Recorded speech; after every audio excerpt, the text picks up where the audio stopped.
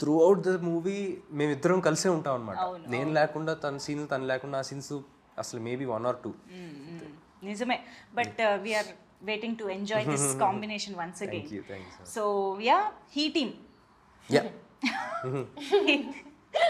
ఈ ఆలోచన మీకు ఎలా వచ్చింది అని అడగాలని ఉంది, కానీ రితేష్ గారు ఉంటే ఈ ఆలోచన నాకు ఎందుకు రాలేదు సిగ్గుపడంటుందంటే మంచిగా కూర్చోపెట్టి వీ హావ్ టు ఆస్క్ కదా, why what is the need.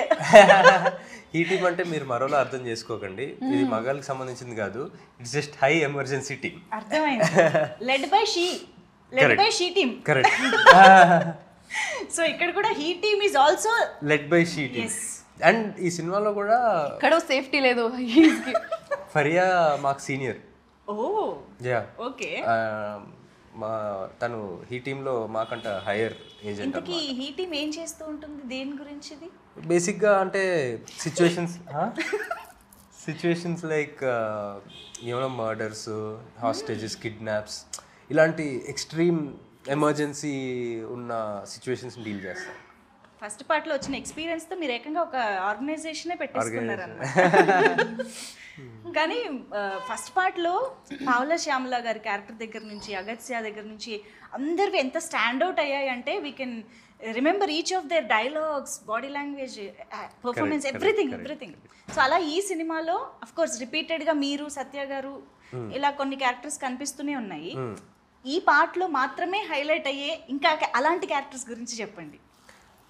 అవ్వబోయే Ajay గారు ఒక చాలా మంచి పాత్ర వహించారండి. అంటే ఆయన ఫస్ట్ పార్ట్లో జస్ట్ అలా వచ్చి వెళ్ళిపోతారు. అవును. ఈ పార్ట్లో దాన్ని ఇంకా ఎక్స్ప్లోర్ చేసి ఆయన క్యారెక్టర్కి ఒక బ్యాక్ స్టోరీ ఉండి, ఓకే, దట్ అంటే ఫస్ట్ పార్ట్లో కూడా అనుకోని యాంగిల్స్ ఆయన క్యారెక్టర్లో తీసుకొచ్చారు. So that will be a highlight. Wow. So extension ఉంటుందా పార్ట్ 1 నుంచి దీనికి? యా, అదే అవే క్యారెక్టర్స్, అంటే ఆ కథలోంచి ఇందులోకి వచ్చిన వాళ్ళే వీళ్ళు.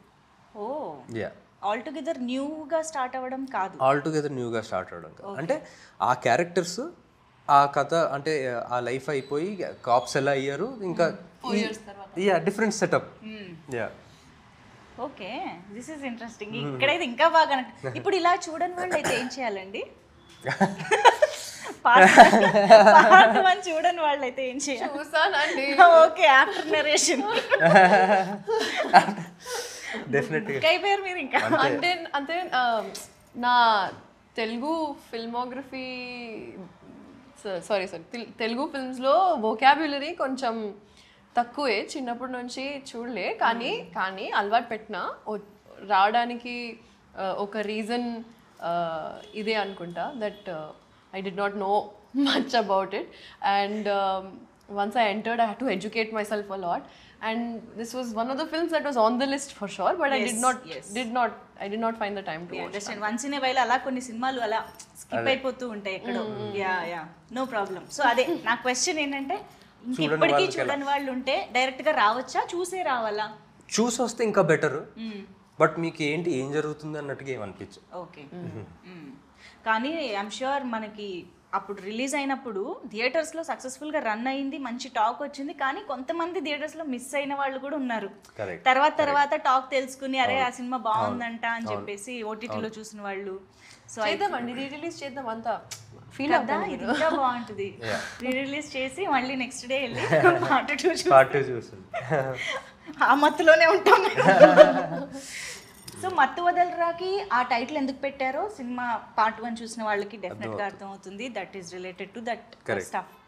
సో ఇప్పుడు అది కూడా కంటిన్యూ అవుతుందా, లేదా ఇందులో problem, I mean the issue or what ever డిఫరెంట్గా ఉంటుందా?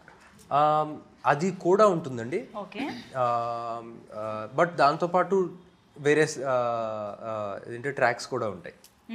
యా, అంటే ఇప్పుడు అది నేను రివీల్ చేయలేను, but that is not, that is just one of the tracks. Okay, part 1 లోంచి తీసుకున్న కొన్ని అంశాలలాగా ఇదొక అంశం అంతే. దానికి ఇంకా కొత్త లేయర్స్ యాడ్ చేశారు. yes yeah. చాలా ఉంది స్టఫ్. కానీ టీజర్ చూసాక ఎక్స్పెక్టేషన్స్ ఓ రేంజ్ లో పెరిగిపోయాయండి. అంటే ఇప్పుడు మీకు ఏంటంటే మత్తు వదలరా part 1 is the trailer for మత్తు వదలరా 2 అవును. లాగానే కాబట్టి it's already work.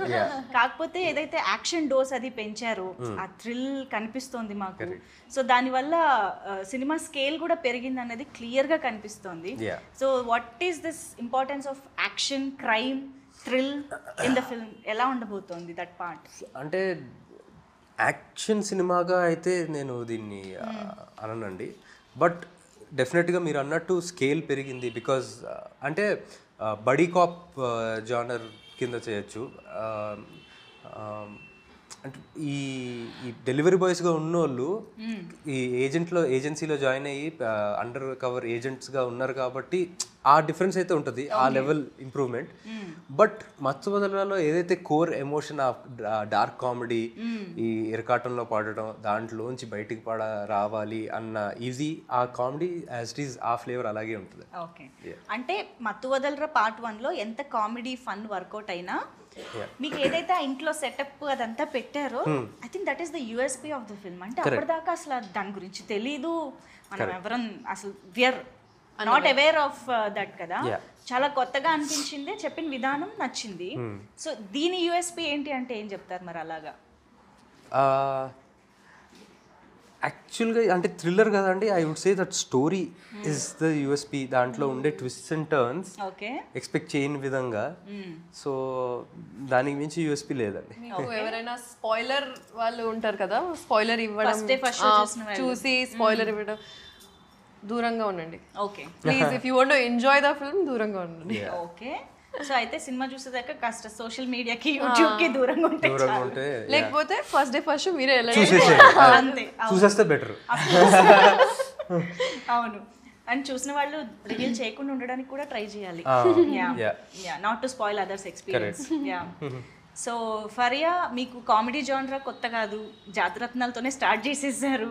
Your timing is so unique అని అందరూ ఆల్రెడీ మీకు కాంప్లిమెంట్స్ అయితే ఇచ్చారు అప్పటి నుంచే.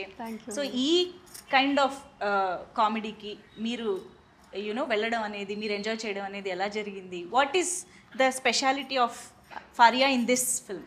ఐ థింక్ ఒక ఛాలెంజ్ నేను ఫేస్ చేశాను, I would say is that to control that comedy this thing. అవునా? బికాస్ సత్య గారు, కిషోర్ గారు, వీళ్ళందరూ already even if they are not doing anything, they are the element of comedy.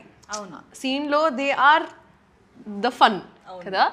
And to balance that out, sometimes Simha and I, or Rohini గారు and I, Sunil గారు and I, Sunil గారు తో again different genre only, he's a package of his own, but I had to really keep myself at a 50% sometimes.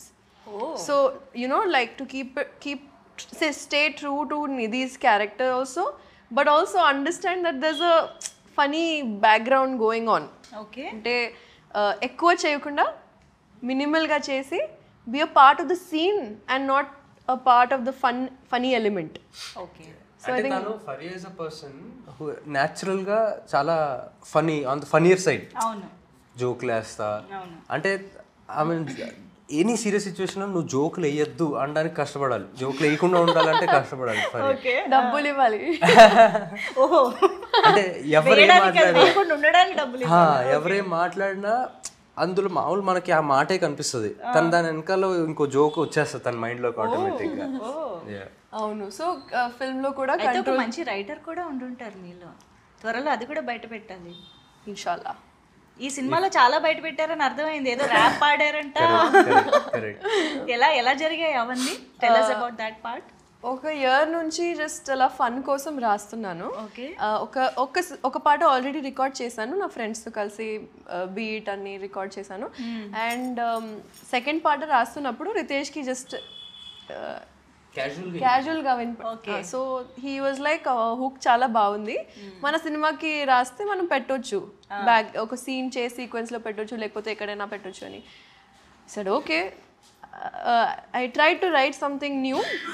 కానీ 2-3 days తర్వాత వాళ్ళు ఇంకా ఆ పాటే పాడుతున్నారు. అవును, ఆ హుక్ నచ్చింది. అందరికీ అంటించేసింది పాట. ఏంటది? అది సినిమాలో లేదు కదా, ప్రమోషనల్ సాంగ్ రిలీజ్ అవుతుంది. అండ్ సినిమాలో సీన్ ముందు సీన్ పైన Okay, ఏదైతే వినిపించారో దాన్ని యూజ్ చేశారు. చేసాం. అయితే వద్దులే. సో అదే అండి, రాసాను, పాడాను, వాళ్ళకి చాలా నచ్చింది.